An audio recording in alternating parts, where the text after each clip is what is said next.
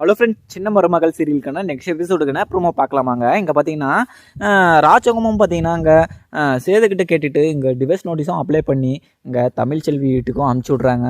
தமிழ்ச்செல்வியும் பார்த்தீங்கன்னா அந்த விஷயம் கேள்விப்பட்டு அவங்களும் பார்த்தீங்கன்னா அவங்க வயிற்றில் குழந்தை வளருது இல்லைங்களா, அதை யோசிச்சு ஒரு முடிவு எடுத்திருக்காங்கன்னா என்ன முடிவு எடுத்திருக்காங்கன்னு பார்த்தீங்கன்னா, இங்கே நம்ம டிவைஸ் நான் கொடுக்குறதில்ல அப்படின்னு சொல்லிட்டு அவங்களும் பார்த்தீங்கன்னா சொல்கிறாங்க. உடனே பார்த்தீங்கன்னா எதுக்காக கொடுக்குறதில்ல அப்படின்னு சொல்லிட்டு கேட்கும். உடனே பார்த்தீங்கன்னா எனக்கு புருஷனா இல்லைனா கூட பரவாயில்ல, என் குழந்தைக்கு அப்பாவாக இருக்கணும் அப்படின்னு சொல்லிட்டு அவங்களும் சொல்கிறாங்க. உடனே பார்த்தீங்கன்னா அவங்களுமே பார்த்தீங்கன்னா ரொம்பவே வருத்தமாகவும் ரொம்பவே சென்டிமெண்ட்டாகவும் பார்த்தீங்கன்னா பார்த்துட்ருக்காங்க. இங்கே பார்த்தீங்கன்னா வசந்தியும் பார்த்தீங்கன்னா பயங்கரமான அதிர்ச்சியிலையும் பார்த்துட்ருக்காங்கன்னே சொல்லலாம்.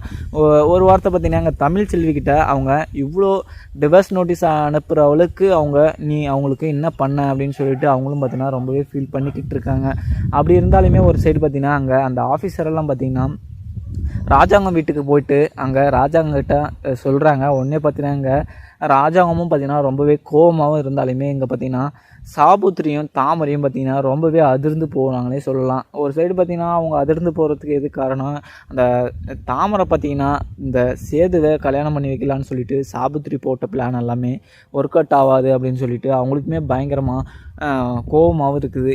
ஏன் இது மாதிரி பண்ணுறா அப்படின்னு சொல்லிட்டு ரொம்பவே கோபமாக இருந்தாலுமே இங்கே பார்த்தீங்கன்னா சேது என்ன சொல்கிறாருன்னா, அவள் டிவர்ஸ் நோட்டீஸ் கொடுக்கலன்னு என்ன, நான் அவளை எனக்கு சுத்தமாக பிடிக்கல, நான் அவளுக்கு டிவர்ஸ் நோட்டீஸ் அனுப்புறதுக்கு சைன் மட்டும் போடட்டும், நானே பேசுகிறேன் அப்படின்னு சொல்லிட்டு அவங்களும் பார்த்தீங்கன்னா ரொம்பவே கோபமாகவும் சொல்கிறாங்க.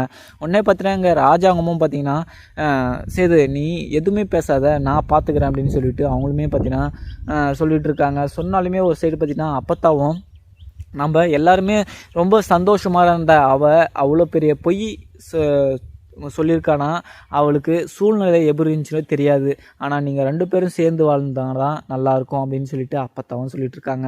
இங்கே சொல்லிட்டு இருந்தாலுமே ஒரு சைடு பார்த்தீங்கன்னா இங்கே சேது எந்த விஷயத்துக்கும் ஓகே ஆகிற மாதிரி தெரியல. அவர் டிவோர்ஸில் முடிவில் ஷோராக நின்றுட்டுருக்காருன்னே சொல்லலாம்.